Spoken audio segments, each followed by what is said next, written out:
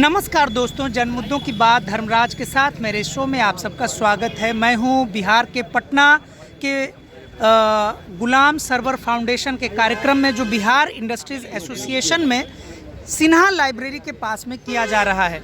दिल्ली से बहुत बड़े पत्रकार डॉक्टर अभय कुमार जी मुख्य वक्ता के रूप में गुलाम सरवर जी पर बोलने के लिए आमंत्रित थे। आइए हम गुलाम सरवर जी के बारे में 2 मिनट में, बिल्कुल 2 मिनट में, अभय जी आप गुलाम सरवर जी को कैसे याद करना चाहेंगे? गुलाम सरवर जी जो हैं वो बिहार के एक बहुत बड़े पत्रकार थे और उनकी पत्रकारिता जो थी वो सत्ता की हाँ में हाँ भरना, उनकी दलाली करना नहीं था, बल्कि जो आवाम के मसाइल थे उसको मंजरेआम पे लाने के लिए उन्होंने बहुत जद्दोजहद की। वो एक बहुत बड़े मुकर्रिर थे, बहुत बड़े वक्ता थे, उर्दू ज़बान के बहुत बड़े जानकार थे और उन्होंने संगम अखबार जो है, जो 1953 में उस अखबार को उन्होंने यहाँ से पटना से निकाला। बड़ा ही मकबूल अखबार था और कई बार अपनी बेबाक सहाफ़त की वजह से वो जेल भी गए। जेपी आंदोलन में राम मनोहर लोहिया जी, इन तमाम और इमरजेंसी के दौरान उन्होंने जो इक़्तिदार का जो ज़ोर ज़बरदस्ती था उसके ख़िलाफ़ वो सड़कों पे उतरे। बाद में कर्पूरी जी की क़यादत वाली जो सरकार 1977 से 89 के बीच में बनी, उसमें वो वज़ीर तालीम थे, शिक्षा मंत्री थे और उन्होंने उर्दू ज़बान को दूसरी सरकारी ज़बान बनाने के लिए बिहार में बहुत बड़ी तहरीक छेड़ी।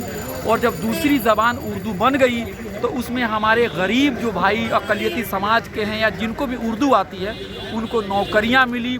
और उर्दू जो हिंदुस्तान की ज़बान है, हिंदी और उर्दू में कोई फ़र्क नहीं है, उर्दू को उसका वाजिब हक़ दिलाया।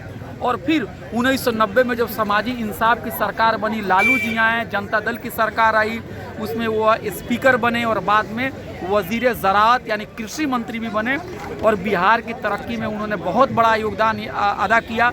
वो एक राइन समाज से आते थे जो कि पासमानदा समाज है और वो मुसलमानों में जो तालीमी बेदारी के लिए काम करना चाहते थे। वो चाहते थे कि मुसलमान जो है वो एजुकेशन के लिए काम करे और जो जज्बात यानी इमोशन वाली जो पॉलिटिक्स है उससे दूर रहें, महिलाओं की, ख़वातीन की तालीम के लिए काम करें। और इस तरह उनकी जो पॉलिटिक्स थी वो बड़ी मुस्बत थी, बड़ी पॉजिटिव थी और वो समाज में सबको लेकर चलते थे।